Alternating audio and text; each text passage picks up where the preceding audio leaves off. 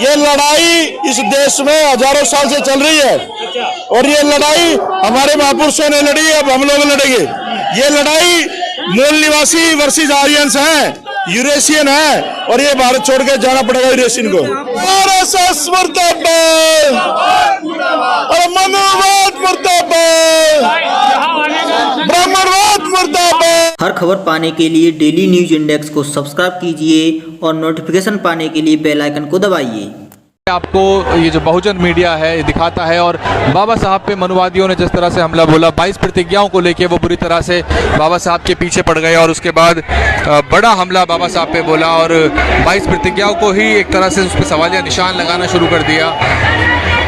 मंत्री राजेंद्र पाल गौतम से इस्तीफा ले लिया गया। दिल्ली पुलिस ने नोटिस भिजवा के उनसे पूछताछ किया और पूछताछ के बाद उनको कई घंटों तक थाने में, पहाड़गंज थाने में बिठा के रखा।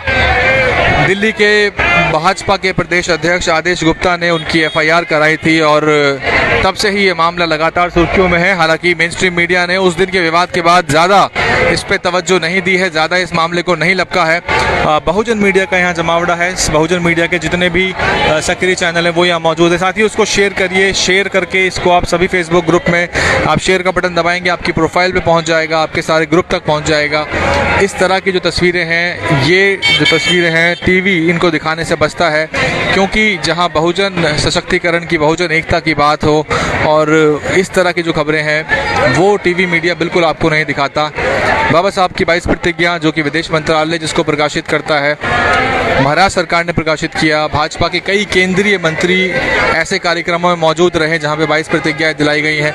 बावजूद इसके मंत्री जी के ऊपर गाज गिरी। हालांकि मंत्री जी अपने बयानों में अभी कोई राजनीतिक टिप्पणी नहीं कर रहे हैं, लेकिन पार्टी ने उनसे दूरी बना ली है, इसमें कोई दो राय नहीं है। तो ये सिविल लाइंस का इलाका है।